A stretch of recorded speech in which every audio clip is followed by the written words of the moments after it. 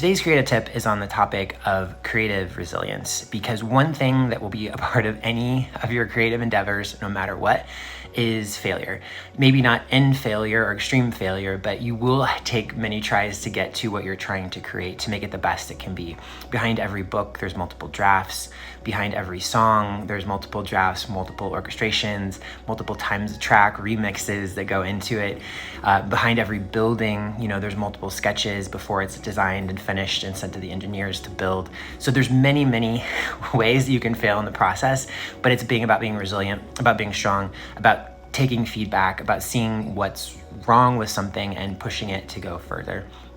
So I just want to say that because it's very often we kind of get in our own heads about it. We're afraid to share because we think, if we share and people hate something, that's the end. It's done. It's over. Just go back into, your creative little hole and hide.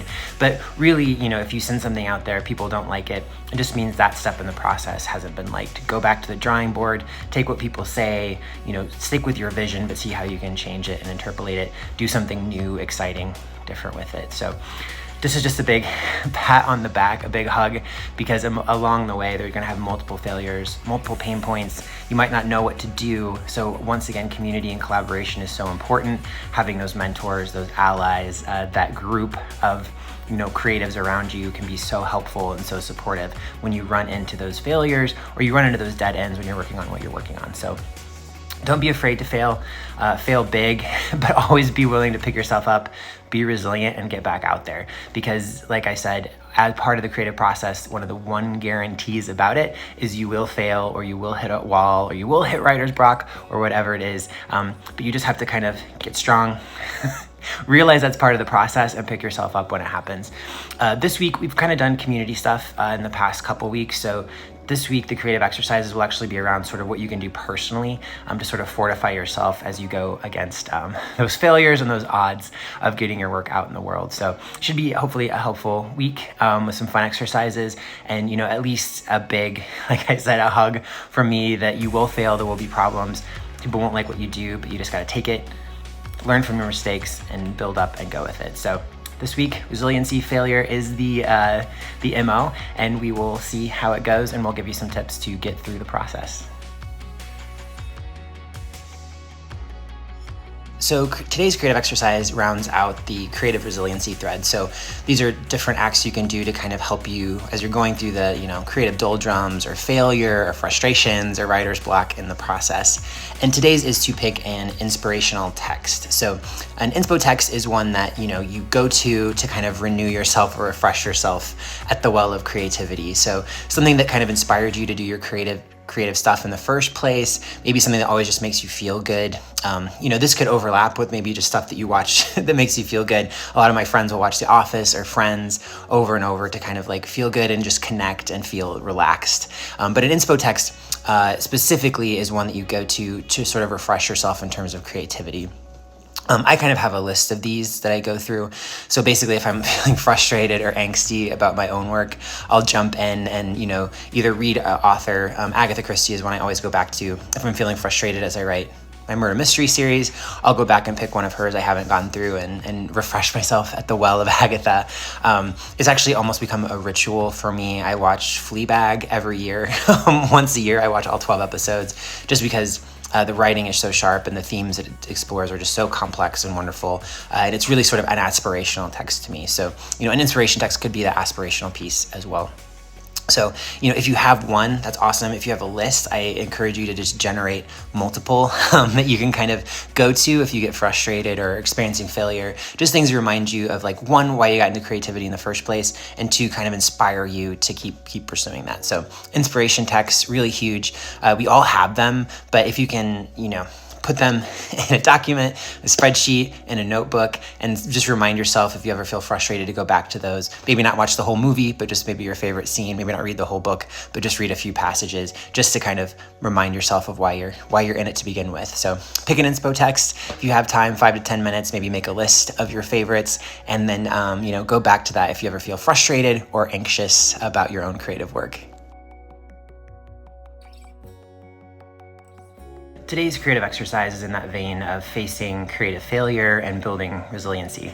And this one is actually kind of fun. It's from more Eastern kind of Buddhist Hindu traditions, but it is to pick a mantra.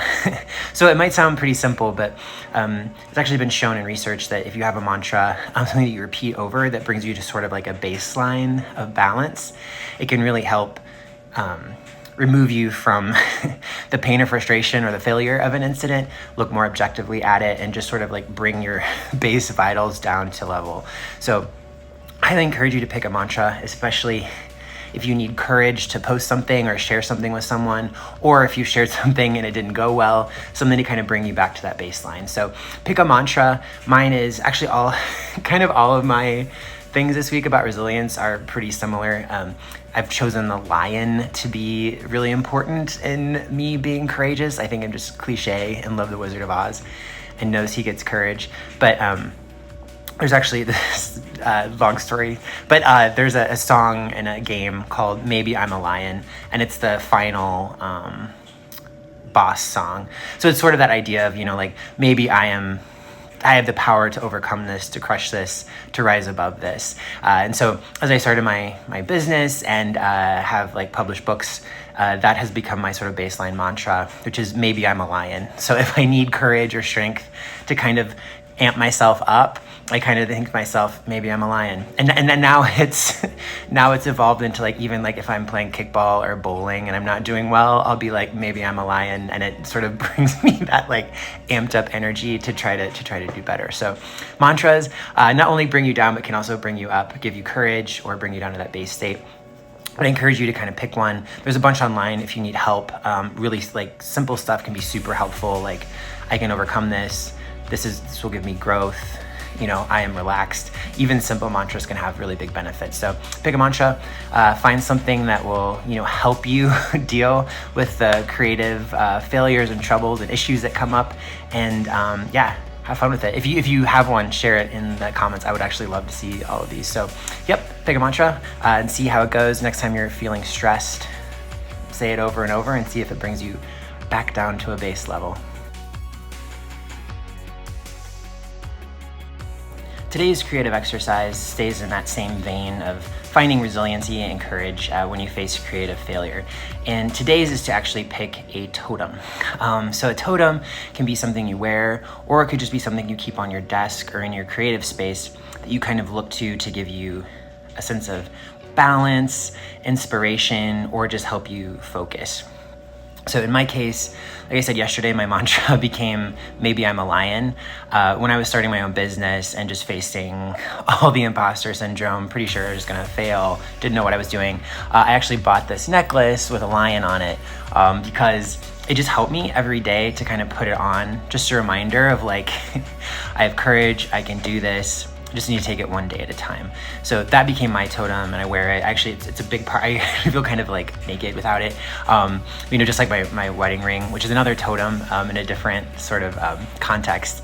But it's a reminder once again of, the commitment relationship that you're in. So those are what totems kind of are in terms of, wearing objects on your desk.